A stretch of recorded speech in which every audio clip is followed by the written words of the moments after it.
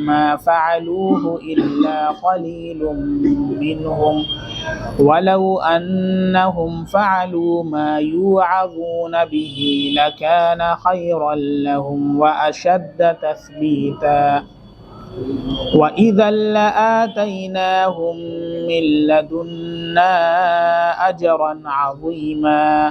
وَلَهَدَيْنَاهُمْ صِرَاطًا مُسْتَقِيمًا صدق اللہ العظیم۔ شروع اللہ کے نام سے جو بے حد مہربان نہایت رحم کرنے والا ہے۔ پھر قسم ہے آپ کے رب کی، یہ لوگ ایماندار نہ ہوں گے جب تک یہ بات نہ ہو کہ ان کے آپس میں جو جھگڑا واقع ہو اس میں یہ لوگ آپ سے فیصلہ کراویں، پھر آپ کو اس فیصلے سے اپنے دلوں میں تنگی نہ پاویں اور پورے طور پر تسلیم کر لیں۔ اور ہم اگر لوگوں پر یہ بات فرض کر دیتے کہ تم خودکشی کیا کرو یا اپنے وطن سے بے وطن ہو جایا کرو تو بجز معدود چند لوگوں کے اس حکم کو کوئی بھی بجا نہ لاتا، اور اگر یہ لوگ جو کچھ ان کو نصیحت کی جاتی ہے اس پر عمل کیا کرتے تو ان کے لیے بہتر ہوتا اور ایمان کو زیادہ پختہ کرنے والا ہوتا، اور اس حالت میں ہم ان کو خاص اپنے پاس سے اجر عظیم عطا فرماتے اور ہم ان کو سیدھا رستہ بتلا دیتے۔ یہ سورۃ النساء کی آیت نمبر 65، 66، 67 اور 68 ہے۔ جیسا کہ اس سے پچھلے ہفتے آپ حضرات کے سامنے ایک واقعہ ایک یہودی منافق کا بیان کیا گیا کہ اس کے اور ایک یہودی کے درمیان کوئی معاملہ تھا، تو منافق جو تھا اس نے اس بات پر اصرار کیا کہ یہ مقدمہ حضور صلی اللہ علیہ وسلم کی عدالت میں نہ جائے، اور یہودی تھا، اس نے کہا کہ نہیں، ہم اپنا مقدمہ حضور صلی اللہ علیہ وسلم کی عدالت میں لے کر جائیں گے۔ اور منافق یہ جانتا تھا کہ ہم حق پر نہیں ہیں، اگر یہ مقدمہ حضور صلی اللہ علیہ وسلم کی عدالت میں چلا گیا تو آپ صلی اللہ علیہ وسلم حق کے مطابق فیصلہ فرمائیں گے اور یہ فیصلہ ہمارے حق میں نہیں ہوگا۔ اس لیے اس نے کہا کہ یہ فیصلہ مقدمہ کعب بن اشرف کے پاس لے جایا جائے۔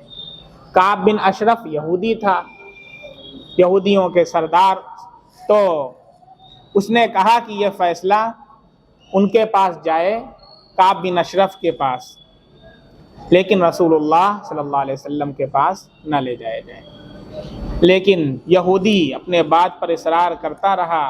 اور بالآخر دونوں تیار ہو گئے کہ ٹھیک ہے، حضور صلی اللہ علیہ وسلم ہی کے پاس چلتے ہیں۔ اور جب آپ صلی اللہ علیہ وسلم کی عدالت میں مقدمہ آیا تو ہمارے نبی صلی اللہ علیہ وسلم نے تحقیق کروائی، اور تحقیق کرانے کے بعد پتہ چلا کہ یہودی حق کے اوپر ہے اور منافق یہ حق پر نہیں ہے، تو آپ صلی اللہ علیہ وسلم نے یہودی کے حق میں فیصلہ صادر فرما دیا۔ جب یہ بات ہو گئی تو جو منافق تھا وہ بڑا پریشان ہوا کہ اب تو ہمارے حق میں فیصلہ نہ ہوا اور یہ یہودی کے حق میں فیصلہ ہو گیا، تو اب وہ اس سے یہودی سے کہتا ہے کہ چلو حضرت عمر رضی اللہ عنہ کے پاس چلتے ہیں۔ حضرت عمر رضی اللہ عنہ کے پاس اپنا مقدمہ لے کر جاتے ہیں۔ یہودی نے کہا کہ جب رسول اللہ صلی اللہ علیہ وسلم نے فیصلہ کر دیا ہے تو اب حضرت عمر رضی اللہ عنہ کے پاس کیوں جائیں؟ تو اس نے کہا کہ بھائی چلتے ہیں، ہو سکتا ہے کہ حضرت عمر رضی اللہ عنہ کے ہاں کوئی اور بہتر صورت نکل آئے۔ اور اس کے دل میں یہ تھا کہ حضرت عمر رضی اللہ عنہ یہ کفار کے اور یہودیوں کے سخت دشمن ہیں اور جلالی آدمی ہیں، اس لیے اگر ان کے دربار میں مقدمہ جائے گا تو وہ ہمارے حق میں فیصلہ کر دیں۔ جب حضرت عمر رضی اللہ عنہ کے پاس مقدمہ لے کر کے منافق پہنچا ہے تو یہودی نے کہہ دیا کہ ہم لوگ رسول اللہ صلی اللہ علیہ وسلم کے پاس سے آ رہے ہیں، اور آپ صلی اللہ علیہ وسلم نے یہودی نے کہا کہ میرے حق میں فیصلہ کر دیا۔ بس حضرت عمر رضی اللہ تعالیٰ عنہ نے اتنا سنا اور کہا کہ ٹھیک ہے، مجھ سے فیصلہ کرانا چاہتے ہو؟ کہا کہ ہاں۔ کہا کہ ٹھیک ہے، آتے ہیں۔ اپنے گھر میں گئے اور تلوار لے کر کے آئے، اور جو منافق تھا جو یہ کہہ رہا تھا کہ نہیں آپ فیصلہ کر دیجئے، اس کی گردن اڑا دی اور کہا کہ جو رسول اللہ صلی اللہ علیہ وسلم کے فیصلے پر راضی نہیں ہے اس کا یہی فیصلہ ہے۔ اب جب یہ واقعہ ہوا تو اب جو منافق کے گھر والے تھے یہ بڑے پریشان ہوئے، ارے گردن اڑا دی، اور پھر بھاگے بھاگے حضور صلی اللہ علیہ وسلم کے پاس آئے، اور آپ صلی اللہ علیہ وسلم کے پاس آ کر حضرت عمر رضی اللہ عنہ کی شکایت کرنے لگے اور بتانے لگے کہ ایسا ایسا معاملہ ہے۔ تو اللہ کے نبی صلی اللہ علیہ وسلم کی زبان مبارک سے بھی یہ جملہ نکل گیا کہ میں نہیں گمان کرتا کہ عمر رضی اللہ عنہ کسی مرد مومن کے قتل پر جری ہو سکتے ہیں، میرا یہ گمان نہیں ہے۔ اس کے بعد یہ آیت نازل ہوئی جس میں اللہ رب العزت نے خود فرما دیا کہ وہ منافق تھا۔ وہ کون ہے؟ منافق ہے، زبان سے اپنے آپ کو مسلمان کہتا تھا اور مسلمانوں کی صف میں گھسا ہوا تھا، مسلمانوں کے پاس مسلمانوں کے ساتھ رہتا تھا، نمازیں پڑھتا تھا، لیکن وہ دل کے اندر کفر چھپائے ہوئے تھا اور وہ منافق تھا۔ اور جو شخص رسول اللہ صلی اللہ علیہ وسلم کے فیصلے پر راضی نہ ہو وہ کیا ہے؟ اسلام سے خارج ہے، وہ ایمان والا نہیں ہے۔ اللہ اور اس کے رسول کے فیصلے پر جو راضی نہیں ہے وہ ایمان سے خارج ہے، لہذا وہ شخص جو ہے وہ ایمان والا نہیں تھا، وہ فیصلے پر راضی نہ ہونے کی وجہ سے مرتد ہو چکا تھا، اس لیے اس کا قتل جائز تھا۔ اور حضرت عمر رضی اللہ تعالیٰ عنہ کی برات میں اور حضرت عمر رضی اللہ عنہ کی تائید میں قرآن کی یہ آیت نازل ہو گئی۔ یہ پورا سلسلہ چل رہا ہے، یہ جو آیات آئی ہوئی ہیں وہ اسی پس منظر میں آئی ہوئی ہیں۔ یہ جو پچھلا واقعہ تھا وہ میں نے آپ کو بتلا دیا۔ اب اس آیت میں اللہ رب العزت قسم کھا کر کے ارشاد فرما رہے ہیں، فَلَا وَرَبِّكَ لَا يُؤْمِنُونَ حَتَّى يُحَكِّمُوكَ فِي مَا شَجَرَ بَيْنَهُمْ۔ رسول اللہ صلی اللہ علیہ وسلم کی علو شان اور رفعت مرتبت کو بیان فرما رہے ہیں، اور آپ صلی اللہ علیہ وسلم کی عادلانہ شان کو بھی بیان فرما رہے ہیں کہ نبی کریم صلی اللہ علیہ وسلم کی حیثیت جو ایز اے نبی ہے، آپ صلی اللہ علیہ وسلم جس طریقے سے تمہیں نماز پڑھنا سکھلاتے ہیں، تمہیں دینی امور سکھلاتے ہیں، اسی طرح حضور صلی اللہ علیہ وسلم تمہارے معاملات کے بھی کیا ہیں؟ حاکم ہیں، وہ عادل، جو فیصلہ کر دیں اس کے فیصلے کو ماننا یہ ایمان والے کے لیے ضروری ہے۔ اگر وہ آپ کے فیصلے کو تسلیم نہیں کرتا ہے تو ایمان والا نہیں ہے۔ چنانچہ اللہ یہی فرما رہے ہیں اس آیت میں قسم کھا کر، فَلَا وَرَبِّكَ لَا يُؤْمِنُونَ حَتَّى يُحَكِّمُوكَ فِي مَا شَجَرَ بَيْنَهُمْ۔ پھر قسم ہے آپ کے رب کی، یہ لوگ ایماندار نہیں ہوں گے، ایمان والے نہیں ہو سکتے، حَتَّى يُحَكِّمُوكَ فِي مَا شَجَرَ بَيْنَهُمْ، جب تک کہ یہ بات نہ ہو کہ ان کے آپس میں جو جھگڑا واقع ہو اس میں یہ لوگ آپ سے فیصلہ کرائیں۔ علماء نے اس کی تفسیر میں لکھا ہے کہ یہ آیت قیامت تک کے لیے ہے، ایسا نہیں ہے کہ صرف آپ صلی اللہ علیہ وسلم کی زندگی کے لیے ہے اور آپ کے بعد نہیں ہے، بلکہ یہ قیامت تک کے لیے آیت ہے کہ آپ صلی اللہ علیہ وسلم کی شریعت کے مطابق فیصلہ کرانا یہ مسلمانوں کی ذمہ داری ہے۔ کہ جب آپس میں اختلاف ہو تو اختلاف کی وجہ سے وہ ہرگز آپس میں جھگڑا اور لڑائی کے اندر نہ پڑیں، بلکہ وہ دارالقضا جا کر کے مفتیان کرام کے پاس جا کر کے شریعت کے مطابق وہ اپنے مقدمات کے فیصل کرواویں، اور یہ جو فیصلہ ہوگا یہ در حقیقت حضور اقدس صلی اللہ علیہ وسلم ہی کا فیصلہ ہے، کیونکہ شریعت کے مطابق جو فیصلہ ہوتا ہے وہ رسول اللہ صلی اللہ علیہ وسلم ہی کا فیصلہ ہوتا ہے۔ تو علماء فرماتے ہیں کہ یہ آیت صرف آپ کے دور کے لیے نہیں ہے بلکہ آپ کے بعد بھی قیامت تک کے لیے مسلمانوں کے لیے مشعل راہ ہے کہ جب بھی مسلمانوں کے درمیان کسی بات میں کوئی بات بڑھ جائے اور لڑائی جھگڑے کی نوبت آ جائے تو وہ آپس میں لڑائی جھگڑا نہ کر کے اپنے مقدمے کو دارالقضاء لے کر کے جائیں اور شریعت کے مطابق فیصلہ کروائیں، اور جو شریعت کے مطابق فیصلہ ہو جائے اس پر دونوں فریق راضی ہو جائے، چاہے اس کے حق کے مطابق ہو یا اس کے حق کے خلاف۔ شریعت جب آ جاتی ہے تو پھر اپنا حق ختم۔ یہ نہیں دیکھنا ہے کہ اس میں ہمارا کیا حق ہے اور ہم تو بہتر ہیں اور فلاں تو ہم سے چھوٹا ہے۔ شریعت کے مطابق جب فیصلہ ہو گیا ہے تو ہم دونوں کو اس پر سر تسلیم خم کر دینا ہے اور اس کے اوپر راضی ہو جانا ہے۔ تو اس کے تفسیر میں علماء نے یہ بات لکھی ہے۔ اور ایک چیز اور بھی ہے کہ رسول اللہ صلی اللہ علیہ وسلم کے مطابق فیصلہ ہو گیا یا شریعت کے مطابق فیصلہ ہو گیا، پھر دل کے اندر کوئی تنگی نہ رہے۔ یعنی بظاہر تو مفتی صاحب کے سامنے کچھ بولا نہیں اور اٹھ کر کے چلے گئے اور دل کے اندر تنگی رکھے ہوئے ہیں کہ دل اپنا راضی نہیں ہے اس کے اوپر۔ کبھی ایسا ہوتا ہے نا کہ آدمی ٹھیک ہے بول نہیں رہا ہے لیکن دل نہیں راضی ہے، یعنی دل سے تسلیم نہیں کیا ہے اس فیصلے کو، دل سے تسلیم نہیں کیا ہے۔ اگر دل سے تسلیم نہیں کیا ہے تو بھی معاملہ خطرے میں، کیونکہ اللہ کے نبی صلی اللہ علیہ وسلم کا اگر فیصلہ ہو گیا یا شریعت کے مطابق فیصلہ ہو گیا تو اس پر آمنا و صدقنا کہنا ہے اور اس کو تسلیم کرنا ہے، زبان سے بھی اور دل سے بھی۔ ایسا نہیں ہے کہ ہم نے بظاہر تو کہہ دیا ٹھیک ہے اور دل کے اندر ہم نے اپنے بغض رکھ لیا اور یہ چھپا لیا کہ ٹھیک ہے بھائی، بس ہمارا دل تو نہیں مانتا، بس ٹھیک ہے چلو ٹھیک۔ تو یہ دل میں تنگی جو پیدا کر رہے ہیں یہ ایمان والے کی علامت نہیں ہے، ایمان والوں کی نشانی نہیں ہے۔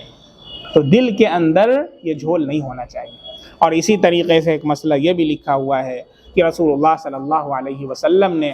جن اعمال کے اندر رخصت بتلائی ہے، اگر اس میں رخصت کے بارے میں دل کے اندر کوئی بات پیدا ہو کہ ارے رخصت ہے ہم تو عزیمت ہی پر عمل کریں، بہت اچھی بات ہے آپ عزیمت پر عمل کریں، لیکن رخصت کے بارے میں دل میں تنگی پیدا، جیسے جہاں پر آپ صلی اللہ علیہ وسلم نے بتلایا ہے کہ اس حالت کے اندر نماز معاف ہے، اب اس سلسلے میں آدمی یہ نہ دل کے اندر لائے کہ ارے ایسی حالت کے اندر تو ہمیں نماز پڑھنا ہے، کیونکہ یہ بھی شریعت ہے۔ یا اللہ کے نبی صلی اللہ علیہ وسلم نے جن احوال میں بتا دیا کہ ان احوال کے اندر بیٹھ کر کے نماز پڑھنا ہے، اگر ایسی معذوری کی صورت ہو تو اب اس میں دل میں یہ تنگی ہو کہ نہیں ہم تو کھڑے ہو کر کے پڑھیں گے،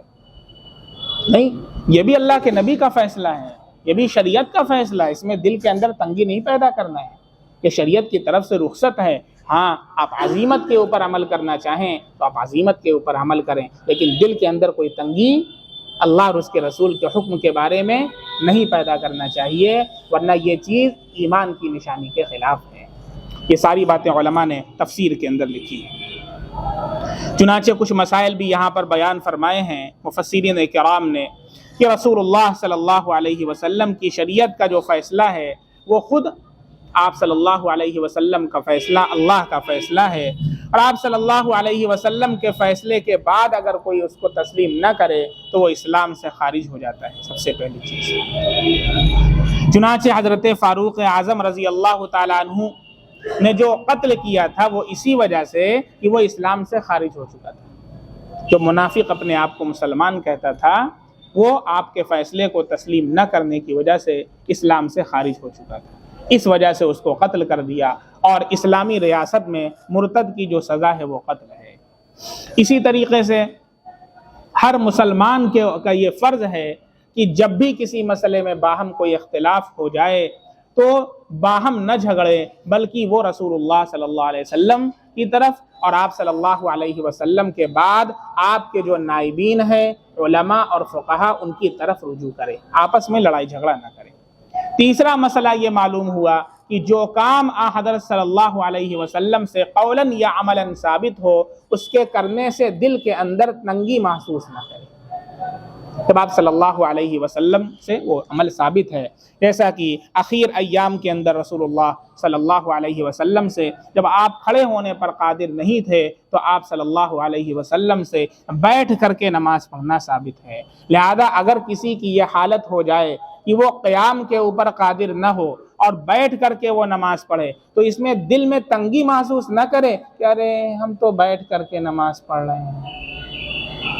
تنگی محسوس نہ کرے۔ یہی اللہ کا حکم ہے، یہی اللہ کے نبی صلی اللہ علیہ وسلم کا عمل ہے، اور جو آپ صلی اللہ علیہ وسلم کا قول یا آپ کا عمل ہے اس عمل کے اوپر ہمارے اندر شرح صدر ہونا چاہیے، ہمارے دل میں کوئی تنگی نہ ہونا چاہیے کہ ارے یہ ایسا نہ تو ایسا ہوتا، تو یہ پھر ایمان کامل کی علامت نہیں ہے۔ یہ سارے مسائل علماء کرام نے بیان فرمائے ہیں۔ اسی طریقے سے اس سے یہ بھی معلوم ہوا کہ رسول اللہ صلی اللہ علیہ وسلم نہ صرف ہمارے دینی امور کے لیے فیصل ہیں اور حاکم ہیں، بلکہ وہ ہمارے دنیاوی معاملات کے لیے بھی حاکم ہیں اور فیصل ہیں۔ جیسے دینی امور کے اندر ہمیں شریعت کو اپنا رہبر بنانا ہے، ایسے ہی دنیاوی امور کے اندر بھی ہمیں شریعت کو اپنا رہبر بنانا ہے۔ بعض لوگ ہیں جو دینی امور کے اندر تو سوچتے ہیں کہ ہمیں مسئلہ پوچھنا چاہیے، اور دنیاوی امور کے اندر وہ خود مفتی بن جاتے ہیں، خود مفتی بن کر کے خود سے فیصلہ کر کے اور اس پر عمل کر لیتے ہیں۔ تو یہ سراسر اسلامی تعلیمات کے اور قرآن و احادیث کی تعلیمات کے خلاف ہے کہ ہمارے نبی صلی اللہ علیہ وسلم جس طریقے سے ہماری دینی امور کی رہبری فرماتے ہیں، اسی طریقے سے ہمارے دنیاوی امور کے بھی رہبر ہیں۔ ہمیں جس طرح دینی معاملات کے اندر مسائل کو پوچھ کر کے ان پر عمل کرنا ہے، اسی طرح دنیاوی معاملات کے اندر بھی ہمیں مسائل پوچھ کر کے اس کے اوپر عمل کرنا ہے۔ ایسا نہ ہو کہ ہم دنیاوی معاملات میں خود ہی سے کچھ نہ کچھ اپنے دل میں سوچ لیں اور اس کے مطابق عمل کر لیں اور وہ قرآن اور احادیث کے خلاف ہو جائے۔ اس لیے جو دارالقضاء قائم ہوتے ہیں وہاں پر سارے معاملات کے فیصلے کیے جاتے ہیں، وہ دنیاوی معاملات کے بھی ہوتے ہیں اور دینی معاملات کے بھی ہوتے ہیں۔ کسی کے قرض کا معاملہ ہے، کسی کی زمین کے غصب کا معاملہ ہے، کسی کے حق کے اور امانت کے اندر خیانت کا معاملہ ہے یا طلاق کا معاملہ ہے، سارے مسائل کے وہاں فیصلے کیے جاتے ہیں اور شریعت کی روشنی میں کیے جاتے ہیں۔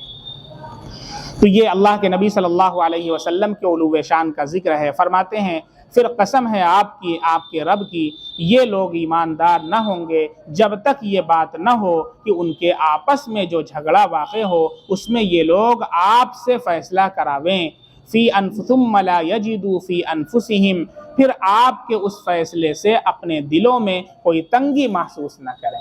کہ یہ ایسا ہوتا تو اچھا تھا۔ نہیں، جو فیصلہ ہو گیا اس پر دل سے بھی اور زبان سے بھی آمنا وصدقنا، پھر آپ کے اس فیصلے سے اپنے دلوں میں تنگی نہ پاویں۔ حرجم، جیسا کہ اس منافق نے کیا تھا، جب آپ نے فیصلہ کر دیا تو اس نے تنگی محسوس کی اور پھر حضرت عمر رضی اللہ تعالیٰ عنہ کے پاس گیا۔ یہ بات نہ ہو، پھر آپ کے اس فیصلے سے اپنے دلوں میں تنگی نہ پاویں۔ وَيُسَلِّمُوا تَسْلِيمًا، اور پورے طور پر اپنے آپ کو تسلیم کریں، جو فیصلہ ہو گیا ہے اس کو بالکل تسلیم کر لیں اور اس کے اوپر راضی ہو جائیں۔ وَلَوْ أَنَّا كَتَبْنَا عَلَيْهِمْ أَنِ اقْتُلُوا أَنفُسَكُمْ، اس آیت کا شان نزول یہ ہے کہ جب یہ واقعہ رونما ہوا تو اس کے بعد یہودیوں نے تانا دینا شروع کر دیا، مسلمانوں کو تانا دینا شروع کر دیا اور یہ کہا کہ بھائی تم لوگ کیسے مسلمان ہو کہ رسول اللہ صلی اللہ علیہ وسلم نے جب کوئی فیصلہ کر دیا تو اس کو تسلیم نہیں کرتے ہو، ہاں کیسے مسلمان ہو؟ بھائی وہ منافق جو تھا وہ تھا تو منافق، لیکن مسلمان اپنے آپ کو ظاہر کرتا تھا، سب لوگ اس کو مسلمان سمجھتے تھے۔ تو اب یہودیوں کو موقع مل گیا کہ لاؤ تانا دیں، موقع کو ہاتھ سے جانے نہیں دیتے تھے، تب وہ تانا دینا شروع کر دیا کہ بھائی تم لوگ کیسے مسلمان ہو کہ اپنے نبی تمہارا فیصلہ کر رہا ہے، اپنے مقدمات کا فیصلہ تم اپنے نبی کا فیصلہ نہیں مان رہے، کیسے مسلمان ہو؟ تمہارا کیا حال ہوتا ہے اس وقت؟ جبکہ اپنا واقعہ انہوں نے بتایا کہ جب حضرت موسیٰ علیہ السلام کوہ طور پر تشریف لے گئے تھے اور کچھ لوگوں نے یہ تقاضا کیا تھا کہ ہم اسی وقت ایمان لائیں گے، لن نؤمن لک حتی نری اللہ جہرۃ، جب ہم اللہ رب العزت کو دیکھ لیں گے، لن نؤمن لک، ہم ہرگز ایمان نہیں لائیں گے آپ پر، حتی نری اللہ جہرۃ، یہاں تک کہ ہم اللہ کو دیکھ لیں۔ حضرت موسیٰ علیہ السلام، یہ واقعہ لمبا ہے تفصیل کے ساتھ، اس سے پہلے پارے میں تفصیل آ چکی ہے کہ جب فرعون اور فرعون کا لشکر دریائے نیل میں غرق ہو گیا اور موسیٰ علیہ السلام اپنی قوم کے ساتھ جو ہے فرعون سے نجات حاصل کر لیا، تو پھر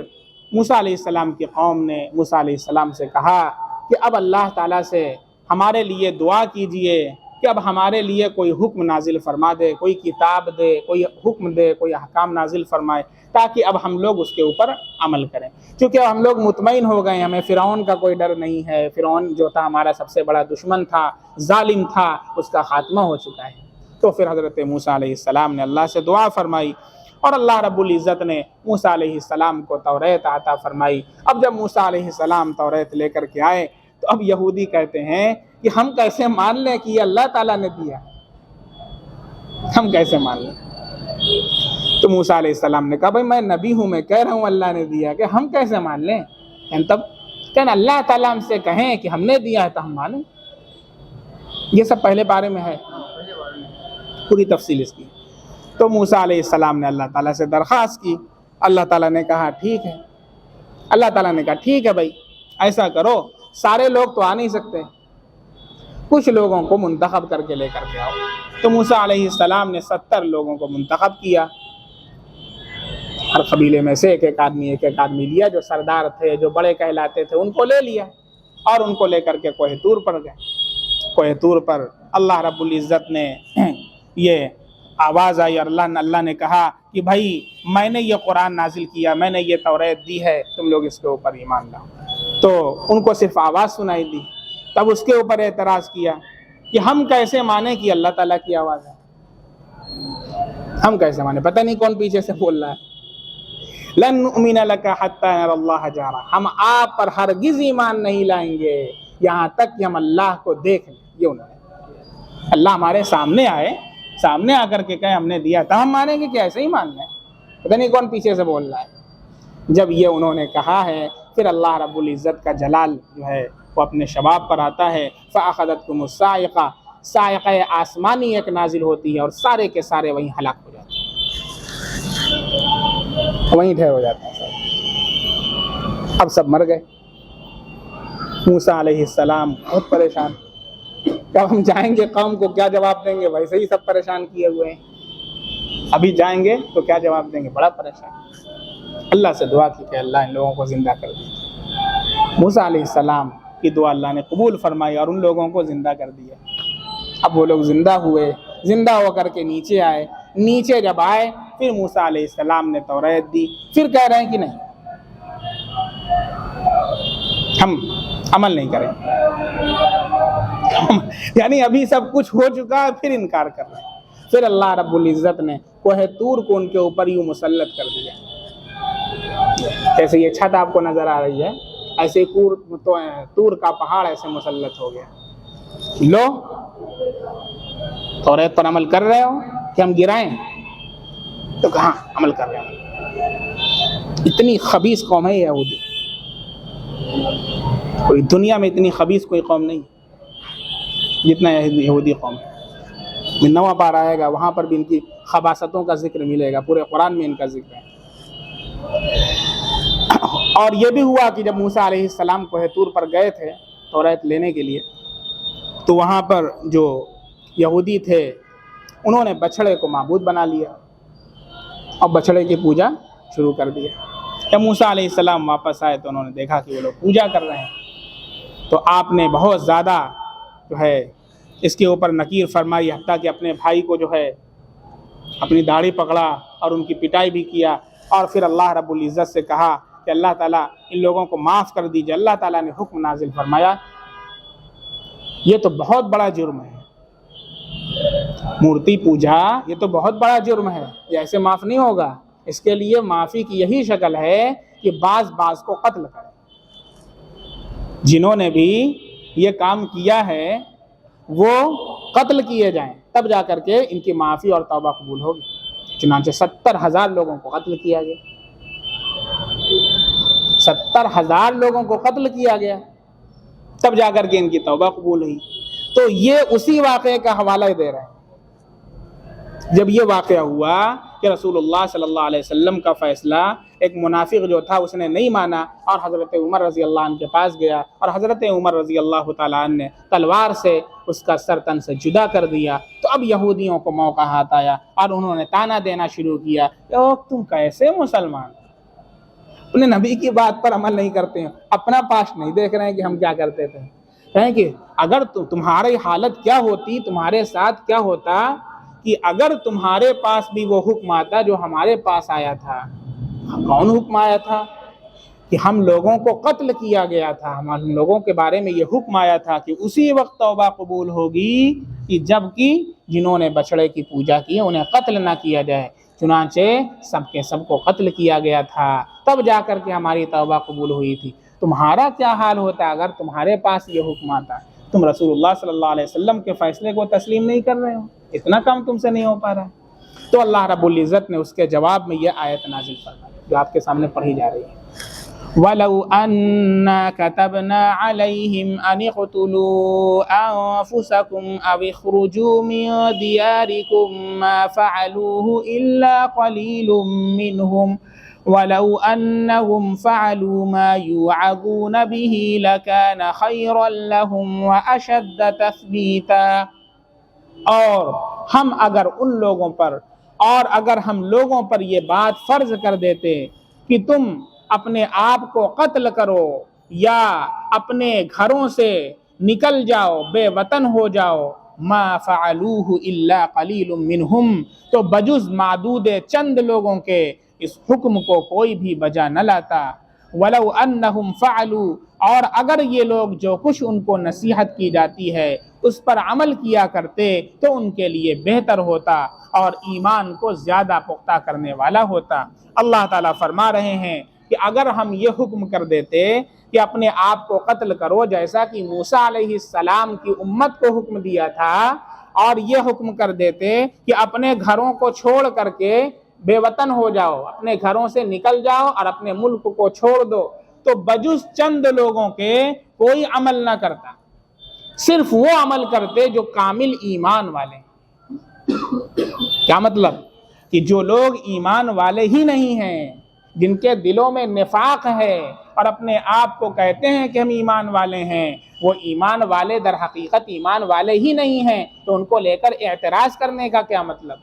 بھائی ایمان والے تو اللہ اور اس کے رسول کی بات کے لیے تو ہمیشہ سر تسلیم خم کیے ہوئے ہیں۔ جس نے یہ کام کیا ہے وہ ایمان والا نہیں تھا، وہ تو منافق تھا، اس کے دل کے اندر نفاق تھا، اس لیے اس نے عمل نہیں کیا۔ چنانچہ جب یہ بات ہوئی، یہ آیت نازل ہوئی، تو اس وقت حضرت ابوبکر صدیق رضی اللہ تعالیٰ عنہ نے کہا کہ اگر یہ اللہ کا شکر ہے کہ اللہ رب العزت نے ہمیں اس آزمائش میں نہ ڈالا، اور اگر ڈالتا، حضرت ابوبکر صدیق رضی اللہ عنہ نے کہا کہ اگر اللہ کا یہ حکم ہوتا تو میں ضرور بالضرور اس کے اوپر عمل کرتا۔